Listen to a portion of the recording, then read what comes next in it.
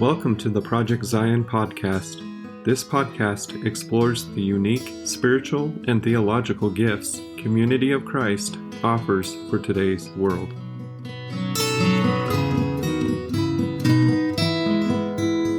Hello, and welcome to the Project Zion podcast. I'm your host, Carla Long, and today we're listening to a little subset of Percolating on Faith. And we're not with Tony and Charmaine Chavalas-Smith today. We're with a wonderful and dear friend of mine, Michael Wright. Hi, Michael. Hey, Carla. It's good to be with you. It's so good to have you here because Michael wrote this amazing paper about Catherine of Genoa, and she was a mystic. And so this is one of the subsets of Percolating on Faith where we talked about mysticism and famous mystics. And so he is going to tell us all about Catherine of Genoa. But before he does that, I would love for you, Michael, to tell me a little bit about yourself. Sounds good, Carla. Well, I've been on Project Zion a number of times before, which is really amazing because this podcast has been a great part of my spiritual journey, especially with my conversion into Community of Christ. I joined the church in 2019, so I'm still a pretty relatively new member of the church from the LDS tradition, and I tell my whole faith journey story on Project Zion if people are interested to hear about that. But one of the most exciting things that's happened in the recent weeks is that I graduated from the Community of Christ Seminary with a master's degree in arts with a focus in peace and justice studies.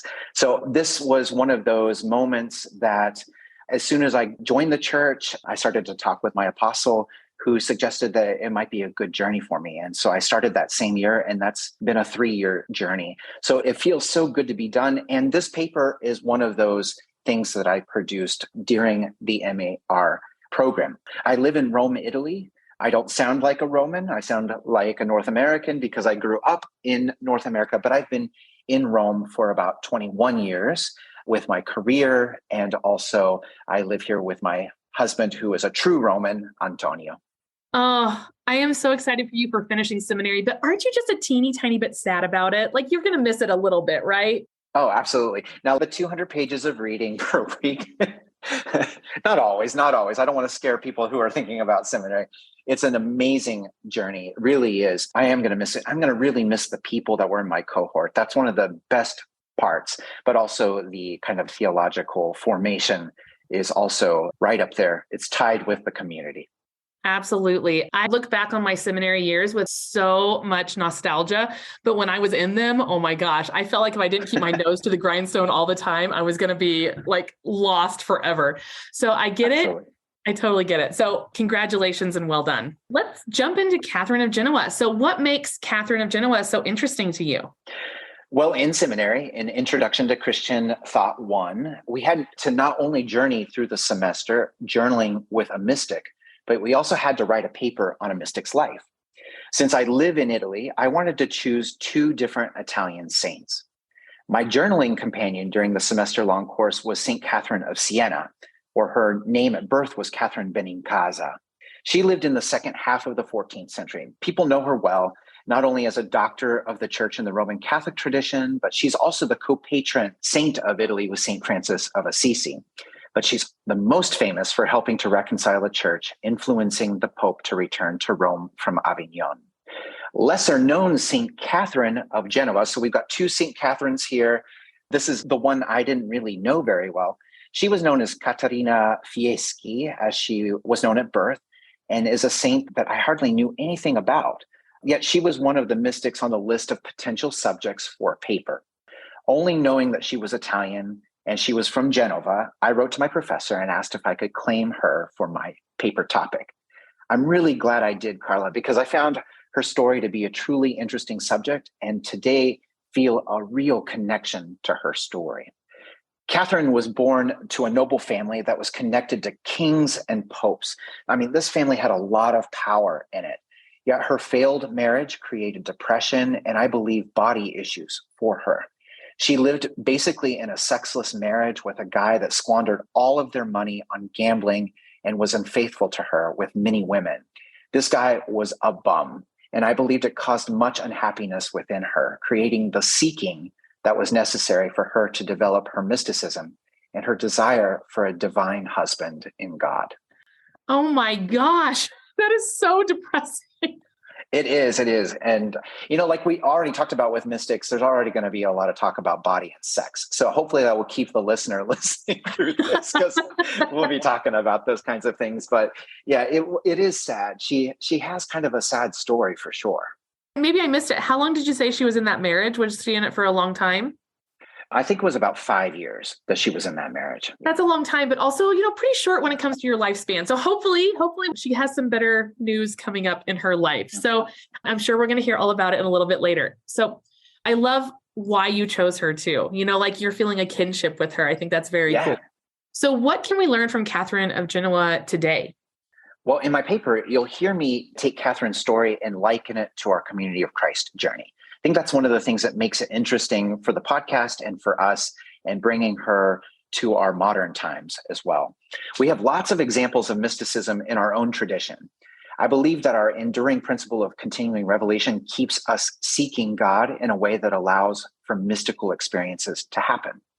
Those experiences can be very personal, but I, as a relatively new member of the church, found that the spiritual expressions that happened at World Conference in 2019 helped us show a sort of communal mysticism at work in our church.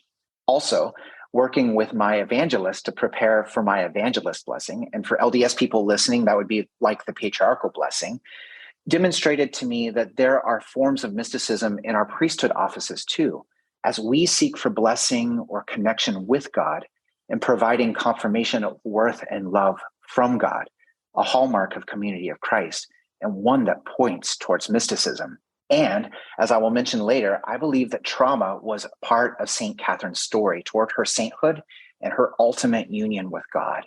I'm not saying that mystics have to have trauma or have had mental health issues to act in mystical ways, but I do think that, as St. John of the Cross describes, the dark night of the soul ignites the necessary seeking for the mystic. If all times are great times, Carla, it doesn't leave a lot of darkness in which to seek light. Even in our own tradition, we have seen this historically. Joseph Smith Jr., for example, had mystical aspects to his prophetic calling, which produced experiences like the first vision and his production of the Book of Mormon. But Joseph was not a prophet due to perfection. He had plenty of trauma in his physical and spiritual journey. But it is in this trauma that Joseph continued to seek the God of love. And on Project Zion episode, a former one, David Brock spoke about David Hiram Smith as being a mystic from the Reorganization period. David had apparent mental health issues, but he kept seeking God through his challenges and expressed those desires for God through beautiful hymnody and art that continues to inspire us today. I think you're absolutely right. After me doing all these podcasts about mystics and mysticism, that a lot of these people, if not all of these people, have had pretty traumatic experiences in their lives. And in order, and I don't know if it's just too simplistic to say you have to have the lows to know the highs, but I think that there's pretty much a brilliance to that as well. And I think that's probably true also. I mean, it's just so horrible to have to hear about it. Absolutely. I do think it is those experiences in life that keep us seeking. I think we can seek also in great times as well. But I think that human tendency, when things are really good, we do a lot less seeking. There's not so much of a need for seeking. It's in kind of the bottomed out times that we really start to search for something that gives us some hope. Oh, that's very true. You said it much better than I did. I am fully behind you, Michael. That is beautifully said. Thank you so much. I think that's absolutely, absolutely true. So you talked about mysticism a little bit. So tell me about how her mysticism influences her. So I'll tell you a couple of pieces that are unique to her experience. The first word is beguine. Have you ever heard this word before? Well, it comes from French, and it is a 12th century term that comes into fashion to describe newfangled, nun-like individuals who live celibate lives, take vows, and help their community, like their city community, without living in a monastic community. Okay. So in a world where women's roles and spirituality were accepted within limits in a patriarchal society, this expression of religious living provided some additional freedoms to women living as beguines in their communities. These mystics were seen as prophets in their community, as long as they lived within the acceptable limits that their status allowed. As you will hear in my paper, Catherine is a mystic who is protesting the world she lives in. She must do this in a way that is acceptable to her community and society, so she does not tip over into a space of being accused of being a witch and burned or tortured for her excessive protest. There's also this idea of the dualism of the soul and the body. Catherine's confessor is the writer of her The Spiritual Dialogue. You may have heard of purgation before, the inward looking of the mystic to find out what is keeping them from the union with God. This work shows her intense discomfort of the two parts of her being, the soul and the body. In the paper, you'll hear more about this, but her experiences in life show that Catherine did not end up with a healthy balance between soul and body, but she allowed her soul to take over. For her, the soul's only desire is to return to be in union with God. And by allowing the soul to take over the body will end up starving of its own needs, ultimately ending in death. You can read The Spiritual Dialogue, which is quite enlightening and amusing. It sounds dark. There's some fun things in it in many ways by simply searching for it on the internet. Or I read it in a great tome by Amy Oden called In Her Words, Women's Writings in the History of Christian Thought. And then another subject is protest. There's a lot of protest in Catherine's mysticism. Her struggle with her body is one of the important factors that makes her such an interesting subject for this conversation and paper. She suffers from depression and she has issues with her feminine body. She will protest in diverse ways that traditionally hold patriarchal privilege, such as starving her body except for consuming the Eucharist. The Eucharist is the sacrament of communion or the Lord's Supper. In the Catholic tradition, this would be a consumption of the male body in its transubstantial shift from bread and wine to Christ's body, along with daily communion being reserved traditionally only for priests who were male. This next protest is hard to hear. I hope you're not currently eating or drinking, Carla, but Catherine also protested life through the consumption of pus from her plague victims. She envied their illness as she worked to cure them. But in another way of protest, where the Eucharist symbolized life through death, Catherine is consuming with her patients by taking on death so she might have life in union with God beyond this life. Then there's the mystical language of fire. Mystics use language to express their desire for union with God, which can sound strange to the modern reader.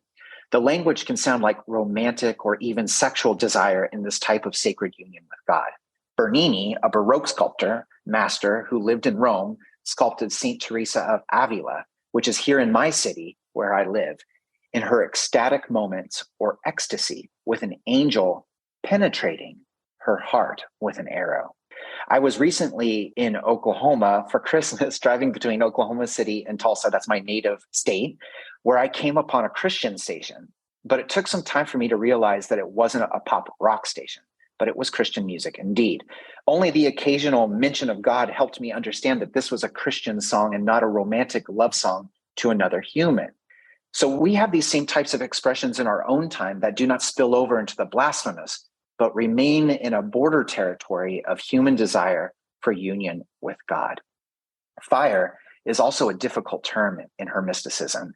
Fire can be the flames of passion that we use in romantic expression between human beings, but we also use fire for expressions of the Spirit.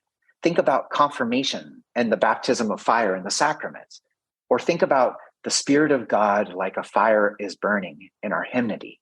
One of the things I think we can learn from mystics like Catherine is the need to read between the metaphorical and symbolic without reaching towards literalism. The language is poetic and is not supposed to be literal in its expression. So Catherine desiring to die by fire could be extremely dangerous for a modern person who wants to live out Catherine's mysticism in a literal way. Oh my gosh. I mean, she sounds like she lives pretty intense life. Yeah, I think pus drinking is probably also always oh going my to be gosh. an intense way of living. That's a lot to take in, Michael. I know. That's why I wanted to make sure you weren't consuming food when I That's very when I kind of you. mentioned that. Yes, gentle listener, I hope that you weren't consuming food either. I mean, she just sounds like she is just so intense. And that's one thing, well, at least me as a modern person, I don't live that intense of a life, I don't think. And I don't know if everyone way back when would live that intense of life. Maybe TV has taken us out of that intense place or something, or all of the other distractions that we have. But she just sounds like once she had an idea in her head, she just totally went for it. Absolutely. Yeah, she did. She did. And there's some paradoxes too, which I'll talk about in a minute with you too. But yeah, exactly. To the modern person, this sounds freakish or crazy, not things that we would ever do. So yeah, I agree with you. I'm really, really sad to say that I'm probably going to take that pus drinking away from this podcast. And while I've learned a lot, I'm not sure I'm going to learn a lot about Catherine Genoa. That's probably one thing that's going to stick right there in my brain. So, wow. Okay. Let's keep going. So what do you think a faithful response to this call looks like in church today? And I'm going to quote you, and I'm going to quote the last part of your paper. You say, "Our calling is to give peace to these bodies so they can find union with God in a spiritually inflamed Christian community, rather than protesting their lonely bodies and unjust systems by seeking union with God through death." So what do you think a faithful response to that call looks like today? Yeah, I'm going to take you through what I was thinking with that. In Tony's papers, you have a word count. You have to have really good quotes that boil down everything that you're thinking about into small amounts. So, I'm neither a historian nor a physician and barely a theologian. So my thoughts here are truly my own opinion, along with being informed by my theological training. I must say that I found Catherine of Genoa to be a tragic character. I was rarely uplifted by her story, but rather I found empathy with her and her sense of otherness in this world and her extreme desire for union with God. Yet the constant expression of wanting illness and death to come upon her made me think at first, why the heck is she a saint? And then I remember thinking more about this, and the thought came to my mind, well, Michael, why are you a saint? This thought made me think about my own self as one who has experienced otherness in this world, has been confused about my own body as a queer person, while having this ongoing seeking for God. Now, she's a medieval saint with a capital S, right? Whose struggle and wisdom were confirmed by the Roman Catholic tradition, making her a name that we still think about and speak about today. If I can call myself in lowercase a Latter-day Saint, a Christian person living as a believer in Christ in this particular moment in time, to differentiate my present time from her medieval time, then I have to think about why someone on this podcast would tune in to listen to me. So why would anyone be interested in my particular story of faith and struggle? It is because we are all connected in this human journey. What I have found in my journey can be helpful or inspirational to others seeking. And Catherine's story of her struggle with her own embodiment in her own time makes her a living example of the worth of all persons and one desperately loved by God. What I see in Catherine are some paradoxes. One is that she is a healer working in a hospital with plague victims and even becomes a female rector of the hospital. This is big. Yet she does not want physical healing for her own body, as it only stands in the way of her soul getting her back to heavenly realms to be in communion with God. Her status as a beguine, a sort of individual monastic person, was still not without community. Her own ex-husband, this is crazy, but her own ex-husband lived with her in a celibate religious arrangement, and she had a following in the hospital as well. But the nature of the beguine was not living in monastic quarters or in a church. Tony Chavala-Smith mentioned in an earlier episode the importance of community to the mystic. But while she shows signs of community, she also is showing signs of escapism through her beguineness, if I can call that a word, and her active desire to escape this earthly realm to return to God. As you'll hear from the paper, some of her actions are actions of protest, but I also think that her early life possibly created some trauma for her. Mental health issues were often seen as other problems, like possession, or even a sign that she was a witch. So like many physical remedies in a time where there were no antibiotics nor modern medical surgeries, spiritual care was sometimes the only possible solution or hope for healing. Also, so much of our otherness has to do with our bodies, as our existence or our being in this earthly realm is one of embodiment. Think about it. So many of our modern expressions of othering a person has to do with sex, with skin color, with ability or disability. It is how we are manifested by our bodies that creates a distinguishing category for us as humans, used often to belittle the worth of those who do not carry privilege. Now, in Community of Christ, we have a particular calling and charism for Zion, the peaceable kingdom of God.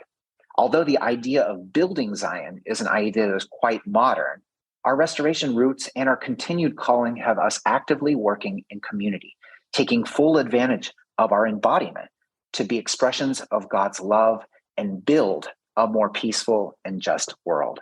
Jesus brought heaven to earth, thy kingdom come, and God dwells within each of us. Again, in another episode, Tony and Charmaine Chavala-Smith said that one thing that we share with the divine is that the divine chooses to dwell within each of us. It is being that we have in common with God. So we often hear the phrase, be the hands and feet of Jesus. We have to let those who are othered in our communities and societies, who are possibly seeking escapism from this life, know their inestimable worth.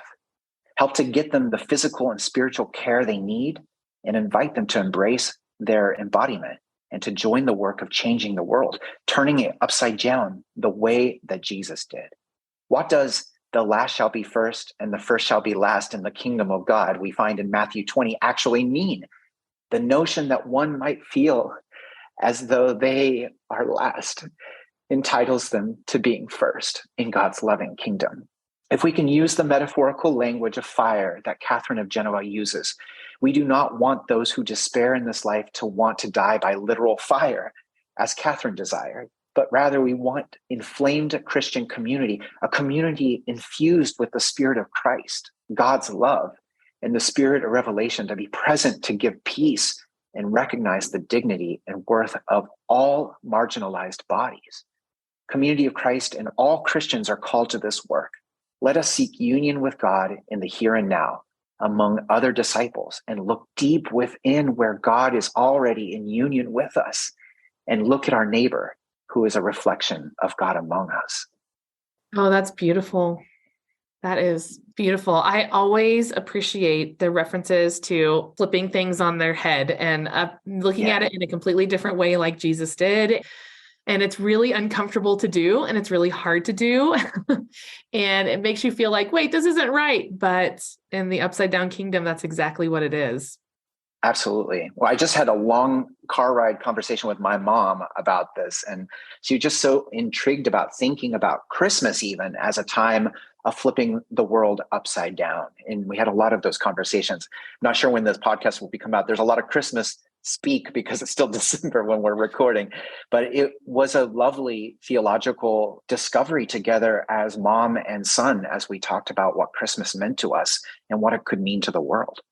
Absolutely. Like it's so much bigger than what we make it. Like we just make it so small and insular. Like it's about family. It's about gifts. No, it's actually about something much, much, much bigger than that.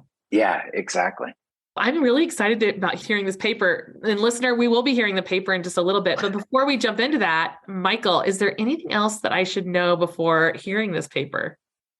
Yes. I just want to talk a little bit about her context because, remember when we got into seminary, I think it's like the first thing that everybody talks about is context, context, context. That makes theologians, I think historians, human beings, better people when we understand who people are. And I think that we can have a really myopic view of what the Middle Ages is. So I want to talk about the Middle Ages first. So mysticism begins before the Middle Ages, but many of the mystics that are famous to modern people lived in the medieval period. The Middle Ages is always a difficult time to put dates to, but for simplicity, we'll use the end of the Roman Empire in the 5th century to the Renaissance that is developing in the 15th century, especially in Italy. We have like 1,000 years of time that often gets clumped into one stereotypical Monty Python-like expression of what was happening in the Middle Ages, like bring out your dead kind of stuff, right? So for non-Europeans, it can be difficult to envision. It is easier for us who live in places like Italy, as we have many medieval centers all over the country still in really good shape for us, like Siena, Pisa, Orvieto, and even Genoa, where St. Catherine is from. Now, St. Catherine of Genoa lives on the cusp of the late medieval period and the new dawning of the Renaissance. There were some terrible things that happened in the Middle Ages. One thing that comes to mind always is the bubonic plague. No one wants to have lived during that time, which killed most likely a third of the European continent in the 14th century. Plus, to connect it to her, Genoa is the naval fleet that brought the bubonic plague back to Europe. So it's the rats on their boats that is bringing that plague into Europe. Religious wars and crusades were also tragedies of the medieval period. Yet there were great developments too that happened during the Middle Ages. Monasticism grew, which created centers for community, religion, and education. The first universities are born. The first is Bologna in my country in the 12th century. Genoa's university was founded in the 15th century when she would have been living in that city. There's a rebirth of philosophy on the European continent, which is translated from Greek into Arabic in the Islamic world. And the Islamic world infuses Europe with science and technology. Great architecture survives today. Banking is invented and perfected. And exploration begins with naval technological advances. In fact, St. Catherine's Genoa will be one of the most important naval powers in the Mediterranean. Like in any time, there are those who believe they are living in a dark time while others believe otherwise. The Italian medieval writer Francesco Petrarca, is one who perceived living in a dark time. I'll remind you that he wrote a very famous book called the Decameron. Now, if you don't know this, this is a really naughty book. It's a naughty tale of young mixed co-eds who flee the plague in Florence to go to the hilltop town of Fiesole, where they tell dirty stories to each other until quarantine is over and it's safe to go back to their plague-ridden city. As modern post-pandemic people, we can now understand this type of lockdown that was happening while misery was happening all around them. And in the 19th century, when our denomination was born, the Victorians saw the Middle Ages as a cruel, torturous, dark time due to their own sense of elevatedness and advancement over the medieval period and their fascination with the macabre. We can still see this today. If you go to the medieval town of San Gimignano near Siena, you see amazing churches with frescoes of saints, stunning art from the medieval period in the art gallery. You walk through the town seeing cistern technology and tall towers where families who dyed silk hung their textiles to dry before selling them to wealthy Tuscan families. But you'll also see today the Torture Museum, which has been created for tourists looking for macabre shock factor items from this time period. In St. Catherine's Genoa in the 15th century, I already told you that it's a giant naval hub, but what's her town like? Well, Italy was not the Italy you know today in the 15th century. Modern Italy was created in the 19th century. So during Catherine's time, Genoa was its own republic or city-state. This powerful city-state reached beyond the city limits of Genova, which is located in the northwest of the Italian peninsula. Genoa's naval power brings lots of cultural influences from other places in the world. Genoa will set up colonies from Crimea and Syria. They will be established in Turkey, especially in Constantinople, and own islands in the Mediterranean, such as Corsica, and have a fluid exchange of goods between the Middle East and North Africa. This brings much wealth and a lot of diversity to a city like Genova. And remember that guy, Christopher Columbus, who has a hard relationship these days in North America? Well, he's a native-born Genovese explorer who has just found the Americas during the time of Catherine's life. Does America have an influence on her and her fellow citizens? I would say yes, and this is the reason. Christopher donated 50% of his earnings from the American explorations to the city of Genova to keep taxation of food at a minimum to help poverty in the city. I mentioned the Black Death before too, but it was a normal occurrence of plagues to pop up every once in a while. In fact, as you'll hear from my paper, Catherine worked in Genoa's main hospital, treating plague victims from an outbreak in the 1490s. This hospital was Genoa's main hospital all the way until the 19th century. The chapel in this historic building can still be visited today where her remains are kept. So needless to say, Catherine of Genoa and her city of Genoa was a bustling, wealthy European city in the 15th century, full of diversity, but also despair. I don't know if this was your goal or not, but I desperately need to go to Italy. Like I've been all over Europe, but I've never been to Italy. And this makes me want to go so bad and see those buildings and see those frescoes and see all of those places. What an amazing experience you've had living in Italy for the last 20 years. It's really exciting. Well, you're always welcome. And I promise I'm not working for the tourist agency, but I hope that people will want to come to visit Italy. And there's all of these great, great things that you can still visit today that will help connect the context of so many time periods, as Italy has been influential in Western civilization for millennia. Absolutely. Absolutely. Okay. Well, this has been the best setup for a paper I've ever heard, Michael, ever. And I'm super excited to hear this paper. So I'm just going to let you take it away. Okay. Now I hope I didn't let everybody down. I hope the beginning wasn't really good. And now here's the paper. But here is my humble academic research that I hope will be meaningful to those who want to learn more about her and her mysticism and its connection to us in Community of Christ. My paper is called Catherine of Genoa, A Lifelong Struggle with the Body. Historical context. The mystical saint Catherine of Genoa was born in 1447 to the Fieschi family from Liguria. Both of her parents were of noble birth. Her father, Jacopo, who was related to two different popes, Innocent IV and Adrian V, was made viceroy of Naples, a post he kept until his death.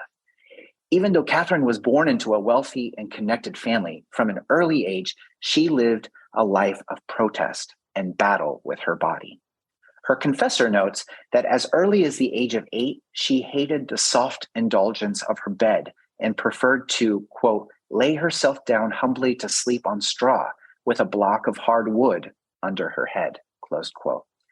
As a young teenager, she is said to have received the spiritual gift of prayer and to desire to enter a convent, but her father tried to persuade her against such a decision, using the fear of austerity and religious life, and remind her of her delicacy that was her body. At age 16, she was forced into marriage with Giuliano Adorno, a husband that caused her to suffer. He was unfaithful and truly absent during the first 5 years of their marriage. He caused her to become poor, not only by his absence, but because of his irresponsible spending.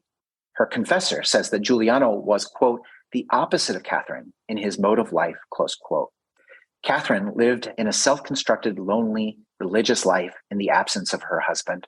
Her depression, expressed as distress of mind and mental suffering by her confessor, along with her prayer, pray to God for me, O Saint Benedict, that for 3 months he may keep me sick in bed, might be an indication that she is developing a personal theology of illness, a grace that leads to full union with God. Catherine and Giuliano then had a change in their marriage. Giuliano had a conversion experience, and Catherine had a life-changing revelation during her Lenten confession where, quote, God revealed to her the greatness of divine love for her, even in the light of her own sinfulness, close quote. Giuliano and Catherine continued to live together in the city of Genoa, but taking a vow of chastity in their relationship. Their marriage, in effect, had become a sort of religious community. Catherine would then dedicate her life to the sick at Genoa's Pamantone Hospital. She had become a beguine, a particular female religious innovation in the late Middle Ages. Beguines were a combination of continued acceptance of lay spiritual activism in the Middle Ages and the increasingly important nature of urban spaces. Historian Chris Wickham expresses that, quote, there was more of a social space for self-fashioning in towns. Urban communities also often valued having a recluse or other ascetic figures in the town as a sign that the town was special, close quote. And while Evelyn Underhill describes medieval Christian mysticism, which is mostly taking place within religious communities as, quote, a protest against the laxity of the average religious life, close quote, then Catherine's beguineness must be a double protest. Mysticism happening in struggling solitude through contemplation and service to the poor and sick in Genoa. Wickham describes increased ambiguities in the hierarchy between men and women in the High Middle Ages as a pragmatic necessity in a culture that was becoming economically more complex. In the religious world, lay piety gave a new, even if restricted, space to female religious sensibility. This is at least a partial explanation for important mystical figures during this age. A generation before Catherine Fieschi lived Catherine Benincasa, the famous saint from Siena, who convinced Pope Gregory IX to return from Avignon to Rome. Yet these courageous women were always on guard. Whether a queen, a noblewoman, a religious, or a peasant, accusations of illicit sex for women could end in death. Women's bodies were seen as liminal to the male religious world, the locus for demonic power, and spiritually weaker than their male counterparts. For this reason, mystic women experimented carefully with acceptable ambiguities concerning gender expectations and body-based categories. This type of experimentation was fraught with risk, as women who noticeably created chaotic effects on the male order were often accused of being witches. Anna Antonopoulos notes that the burning of women's bodies in the Middle Ages is not just a mystical literary function, but is a reality for women who break traditional gender roles. Catherine of Genoa's life was one of intense suffering of the body, not only by serving the sick and becoming sick with the plague, but she had a constant desire to escape her body, which ended in a mysterious burning illness that would become a doorway to her final union with God through death in 1510. Catherine's theology of the body and soul. In Catherine's The Dialogues of the Soul and Body, she introduces us to the struggle between body and soul. The body and soul decide to each take 1 week retreat and, without offending God, do as they please. These dualistic parts of the person, bound each to each, as she says, will take turns being in control. A third character is also present in this representation of the journey of life, self-love. Now, self-love becomes the arbiter or the judge, at first seen as fair and interested in creating a just and unselfish person. However, self-love will become more aligned with the body as the dialogue continues, leaving the soul isolated in its pursuit for union with God. Using the mystics' language of opposites, which they called the via negativa, we learn that self-love is actually self-hate. Self-love tries to temper the soul by reminding it that it is aiming so unreasonably high and reminding it to moderate yourself. At first, this sounds like reasonable advice, but as we will find out, the real voice of Catherine in this work is that of the soul. Antonopoulos demonstrates Catherine's self-hatred through her writings about her own despair and self-loathing and her question of, what worth am I? She sees no beauty in herself, no earthly joy. Thus, she declares war on the self-love that has survived within her. The soul takes the first week of seeking to which it is drawn, to heaven.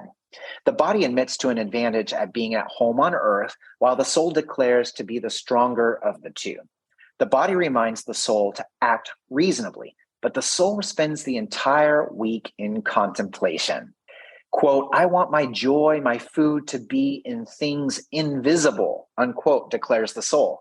The soul spent the week looking, quote, on things below and seeking to make its way to heaven.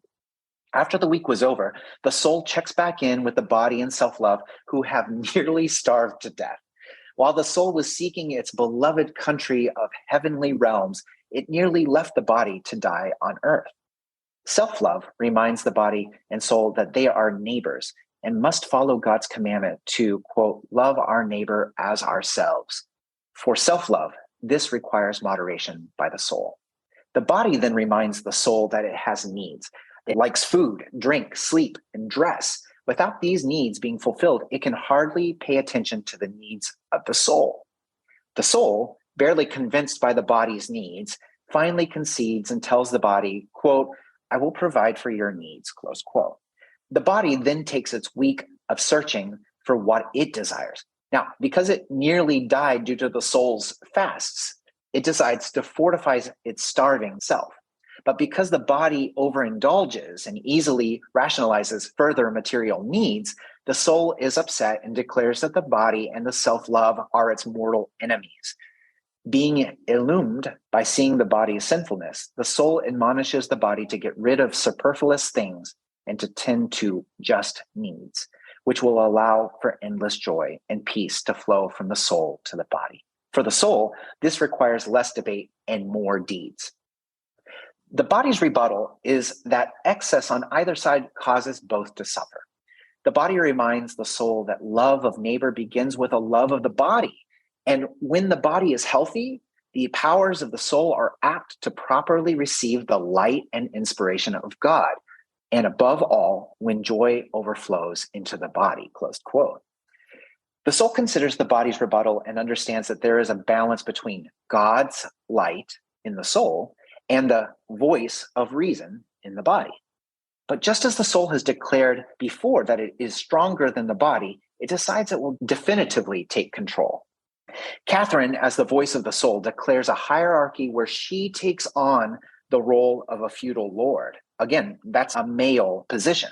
Quote, "Through your deceit, you then bound yourself to me, and we agreed to do good together, to neither lord it over the other. Now I will once more be in charge. If you wish to serve me, I will take care of all your needs. If not, I will still be mistress and be served. If needs be, I will compel you to be my servant," closed quote.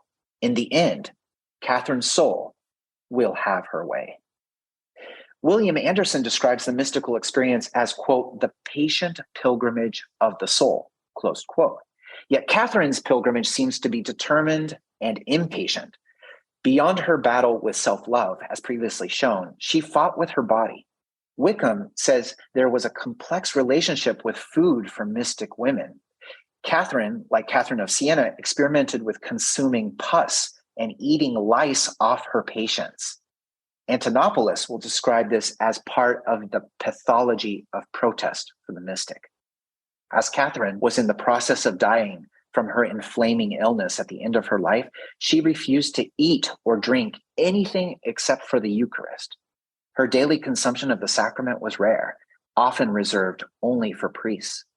This pathological relationship with food shows a protest to body and patriarchy. She desired to starve, die like her patients in order to have ultimate Eucharistic union with God. Her obsession with death as a means of liberation from her body and full union with God will be expressed through the language of fire, a common practice as an expression of desire for union with God. Yet the mystical pyre is a protest to the burning of women's bodies in a patriarchal hierarchy happening in the Middle Ages. By reversing the role of fire from demonic to divine, Catherine protests the murderous events of burning women's bodies by desiring a divine, all-consuming fire, which still ends in death, but promises to unite her soul with her loving God. As she was dying, her confessor wrote, quote, "The burning flames within even changed the color of the flesh about her heart. And if fire was applied to her body, she did not feel it. So much more powerful was the interior flame." But there is this difference between material fire and flames of divine love, that the one consumes and destroys, while the other sustains and strengthens, closed quote. As she burned and died, she begged for the same water to quench her that Christ gave the marginalized Samaritan woman.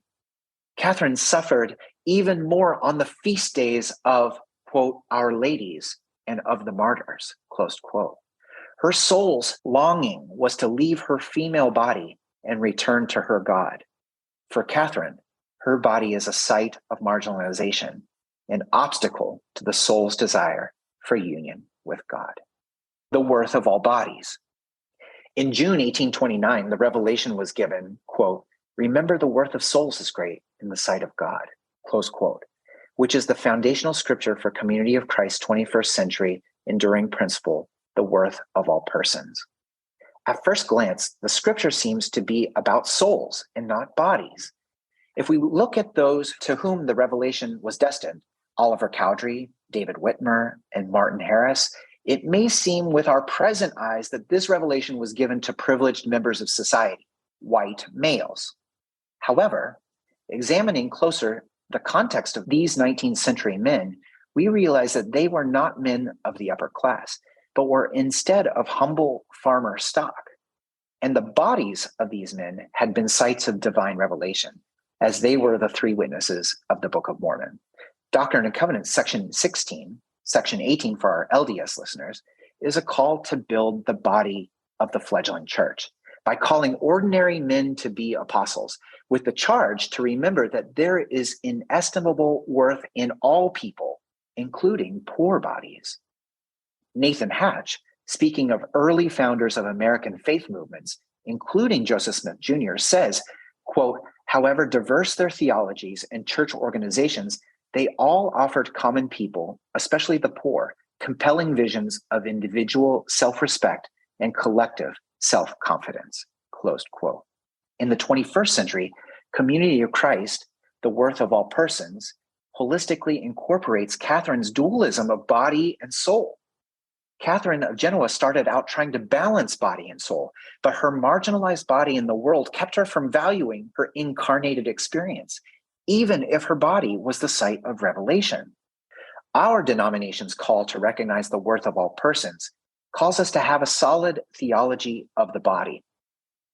Contextual theologian Angie Pears says, quote, yet body theologies argue that for many, the human body is seen as problematic as the site of human experiences, and especially as the site for experiencing God.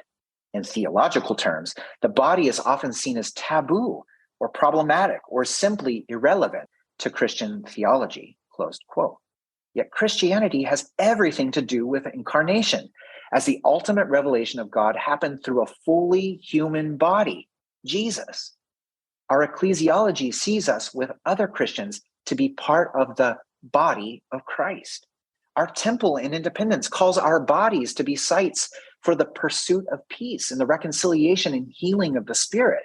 This is done through, quote, an attitude of wholeness of body, mind, and spirit, as noted in Doctrine and Covenants, section 156. It is no coincidence that section 156 declares this about temples and bodies, also calls women to priesthood ministry. The patriarchal dualism of Catherine's day is finally over. The understanding of bodies is furthered in 2010 in Revelation section 164, after prophet President Vesey reads the body equalizing passages from Galatians chapter 3, verses 27 through 29, and is inspired with these words, quote, former ways of defining people by economic status, social class, sex, gender, or ethnicity no longer are primary.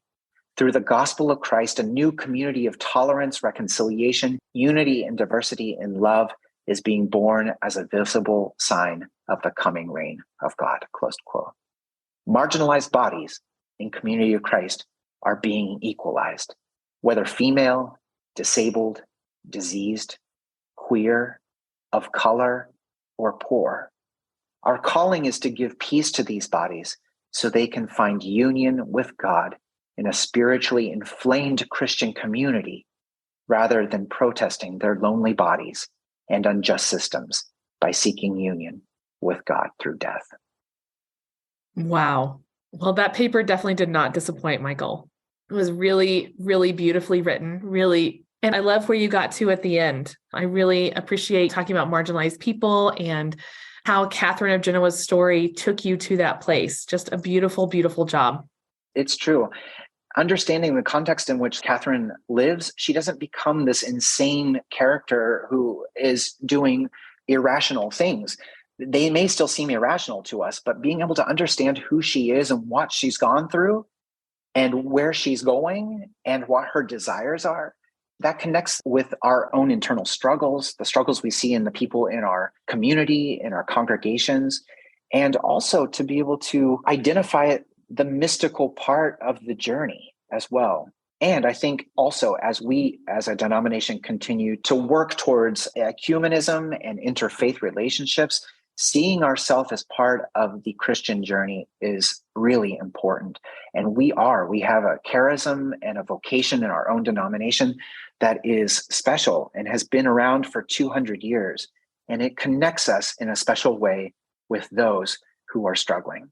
Well, I am so appreciative that you offered to share that paper with us, that you shared your knowledge about Catherine of Genoa, a wonderful mystic, with us. And thank you so much, Michael. It's just been a wonderful experience. Thanks so much, Carla. It's really good to be with you, and thank you for having me.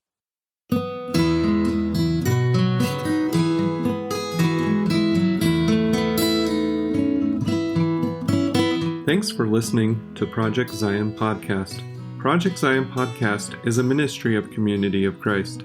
The views and opinions expressed in this episode are of those speaking and do not necessarily reflect the official policy or position of Community of Christ. The music has been graciously provided by Dave Hines.